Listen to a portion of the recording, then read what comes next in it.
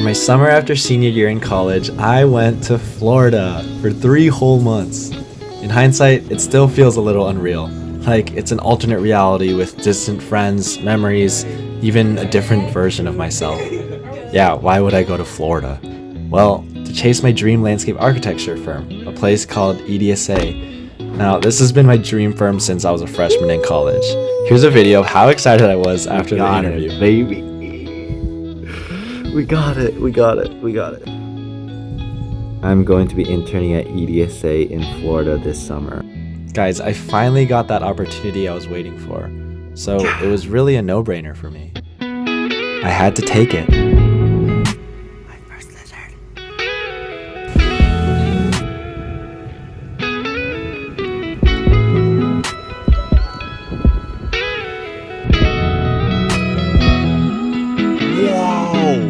I got really lucky. An upperclassman from Cal Poly, someone named Jordan, was kind enough to let me live with them during the summer. Now, not only did Jordan have a super nice apartment setup, they were also my only tether to home, my one friend going into this.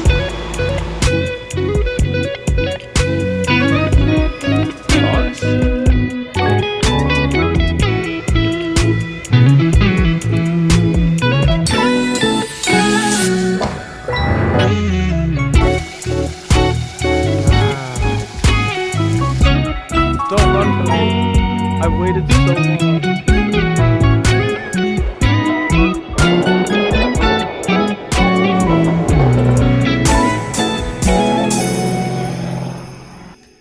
Okay, so here are my first impressions about Florida.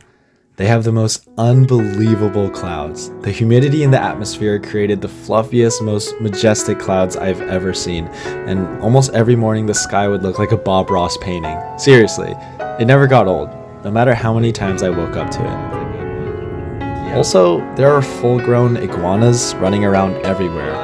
In California we have squirrels, but in Florida I guess they have iguanas. So to literally anyone who's lived here for a while, this is a super normal occurrence. Yo, and there was this one time I found a chicken just chilling in a tree. Hi. No, I was just chilling. Okay, but this was how I spent most of my time here. Behind a desk, yay! My approach was work hard, play hard, which meant on the weekends... Mr. Ford.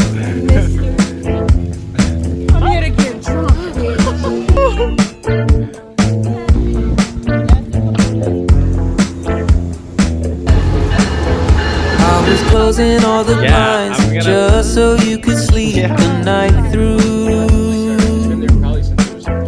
I was staying by your side just so I knew you were okay. Then I was opening the door just to see if you would walk through. I started painting all the walls just to see if you like the shade. I would love just to be stuck to your side, not with anybody else, What is up, guys? I'm here with Michael and Dan, fellow interns. We're at the Perez Art Museum in Miami, and we're gonna explore a little. Let's go. Not with anybody else, It's enough just to keep us occupied. You were holding out your hands, hoping I'd be there to hold too. I'm with Misha. We're going critical mass. Give you some space, but I kept opening my door just to see if you would walk through. But now I'm painting on my walls just to see if you like the shade. Damn, it's making. I would love just to be stuck to your side, not with anybody.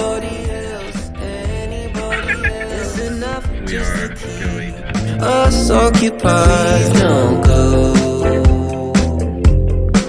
I would love just to be stuck to your side, not with anybody else, It's enough just to keep us occupied, don't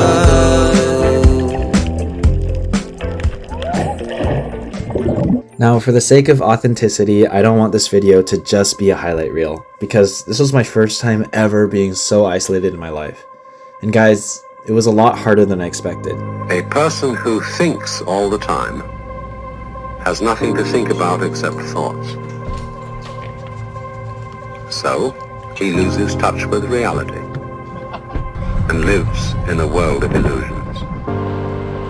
By thoughts, I mean specifically chatter in the skull, perpetual and compulsive repetition of words, of reckoning and calculating. I'm not saying that thinking is bad. Like everything else, it's useful in moderation. A good servant, but a bad master. And all so-called civilized peoples have increasingly become crazy and self-destructive because through excessive thinking they have lost touch with reality. That's to say, we confuse science with the real world.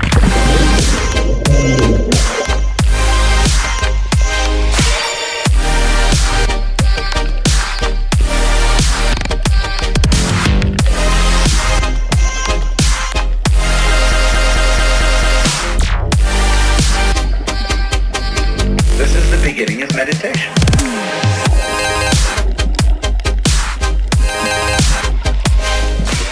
This is crazy. This is actually, I mean, it's the ocean.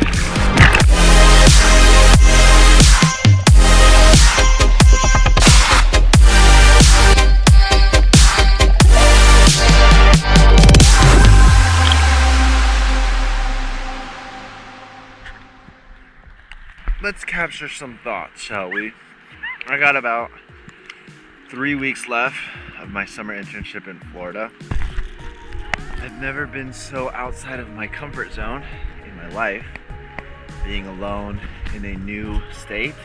Sure, I miss my friends and my family, but ultimately, I think this was a really good experience for me to just be by myself with my own head, with my own mind. I want to come out with a certain mental state. But my God, we really did a lot of thinking and reflection time this summer. I feel like some of the lessons I learned include the following. Slow down. The past few years I've told myself to seek discomfort by grinding nonstop, to keep meeting people, keep making plans, keep staying busy.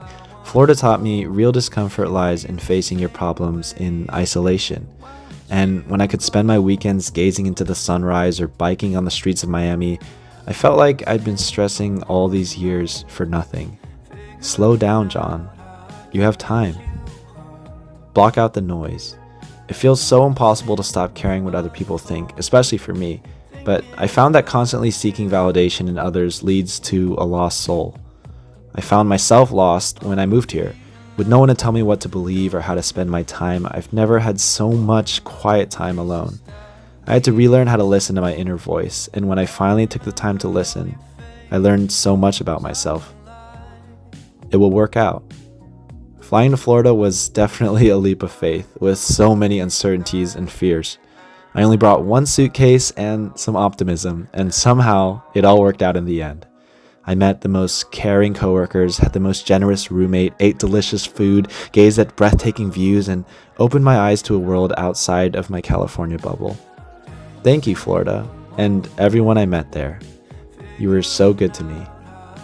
And on to the next. My phone, thinking about you. Dancing, I'm all alone. I'm dancing, figuring out how I can get you home.